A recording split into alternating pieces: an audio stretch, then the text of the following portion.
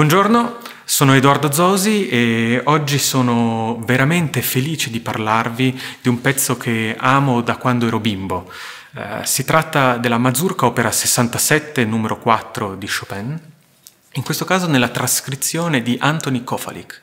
Fa parte di un bellissimo doppio volume di tutte di trascrizioni tratte dall'opera di Frédéric Chopin e ad opera di violinisti molto famosi come Burmester, Lipinski, Wilhelmy e Sarasate, in cui troviamo valzer, mazurche, appunto, dei notturni molto famosi. Ecco, in questo caso abbiamo preso questa mazurka che in una forma in una trascrizione leggermente diversa suonava già Kreisler agli inizi del secolo.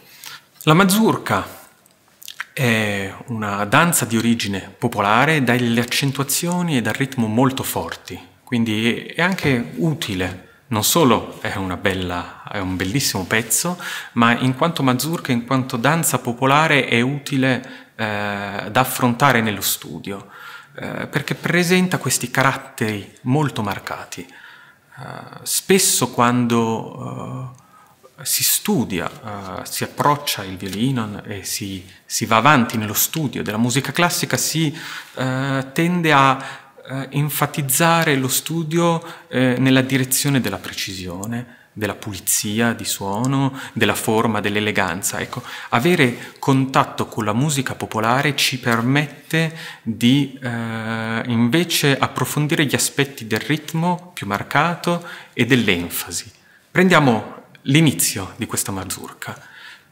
C'è questa nota, questa sincope accentata che si presta a un cliché molto a volte anche abusato dai violinisti, ma in questo caso si presta benissimo.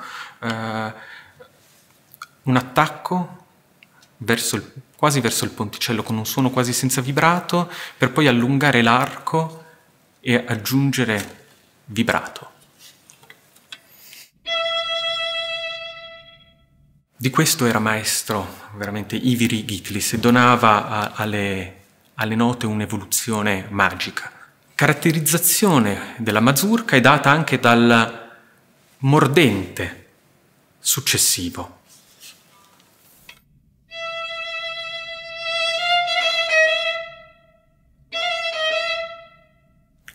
Come vedete, questo mordente deve avere molto carattere, un carattere quasi parlato. Ricordiamoci la natura popolare della danza e possiamo ricordarci del colpo di tacco che caratterizzava questa danza.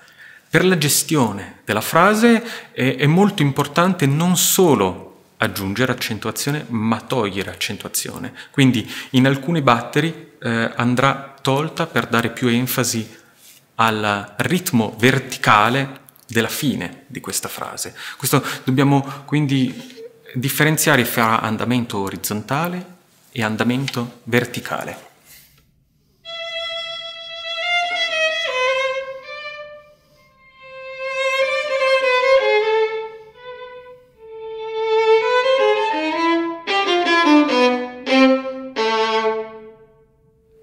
Poi la seconda frase ripete leggermente variato. Al posto dei mordenti abbiamo un'enfasi più vocale, un salto di quarta. Si può enfatizzare con un bel portamento.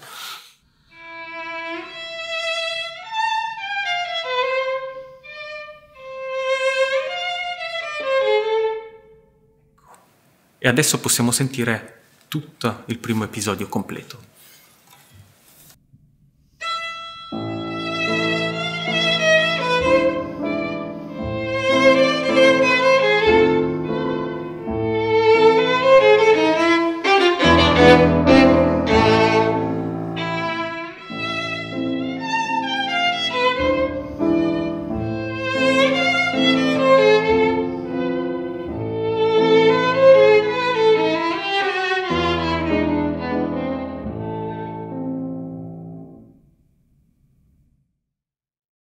Passiamo alla frase successiva. Abbiamo lo stesso ritmo della prima frase, ma in questo caso non con un andamento discendente, ma con un andamento ascendente ad arrivare al culmine della frase. Questo La bellissimo aperto, e la chiusura della frase si comporta con due frammenti uguali ritmicamente, per cui dobbiamo non fare un crescendo unico, ma creare più magia replicando questa frase con due discese, una meno dell'altra.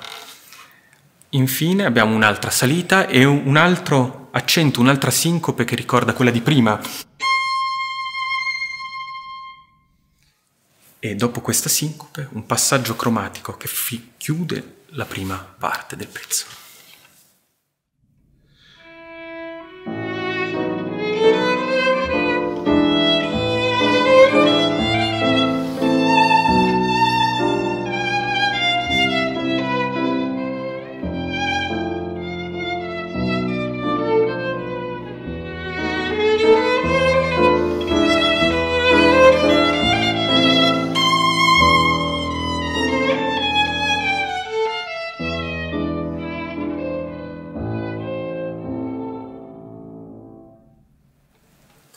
Ecco, ora arriva alla seconda parte, inizia senza levare, poi abbiamo questo carattere totalmente diverso, modula dalla minore alla maggiore e in maniera molto classica cambia da un carattere più introverso, più sofferto, a un carattere più luminoso, quasi di valzer.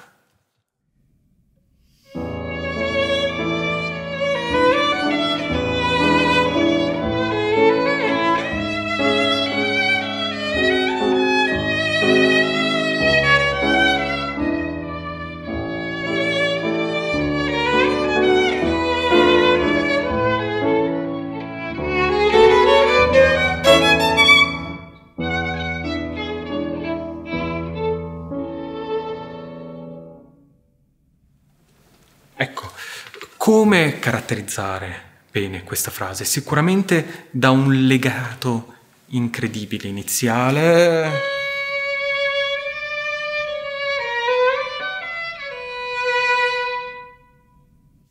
E dobbiamo tendere la frase fino alla fine di queste 8 battute dove c'è questo portato. Avendo legato molto prima, si riesce a dare maggiore enfasi al portato finale.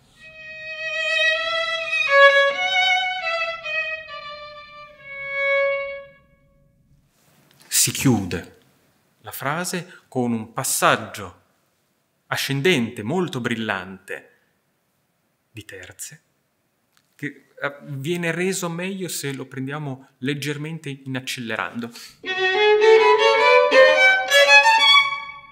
E poi il giocoso finale, creato molto soprattutto dall'articolazione dell'arco.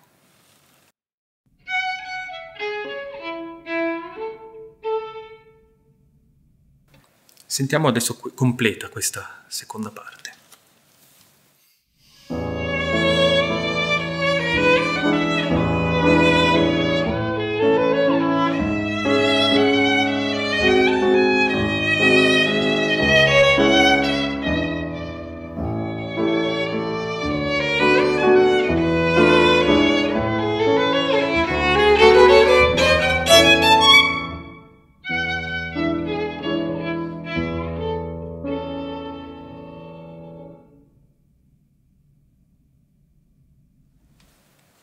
Ecco, e la terza parte, come in tutte le forme A, B, A, è una ripetizione della prima.